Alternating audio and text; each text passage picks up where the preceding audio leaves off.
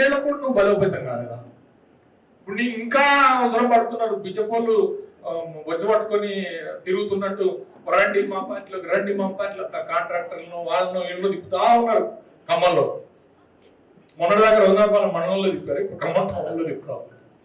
నేనేమంటున్నా అంటే వాళ్ళని నమ్ముకొని పోతే ఇప్పుడు ప్రజల మూడు మారిపోయింది. మొన్న పార్టీ గుర్తుల మీద జరగలే ఎన్నికలు, ఇప్పుడు బరాబర్ పార్టీ గుర్తుల మీద జరుగుతాయి. కారు గుర్తు చూస్తే మాత్రం మామూలుగా గుద్దరు. ఇప్పటిదాకా ఉండి ఇప్పుడు పప్పులో కాలేస్తే మాత్రం వాడు గుద్దించుకుంటానికే పోతాడు తప్పే. మంచిగా నేను వేరే అంటలేదు, ఏం లేదు, మంచిగా నిప్పులు ఎక్కువ ఉన్నారు. మీకు ప్రజల్లో ఎంత ఆధారం ఉందంటే, అరే నిజంగా ఇందాక మిత్రులు చెప్పినట్టు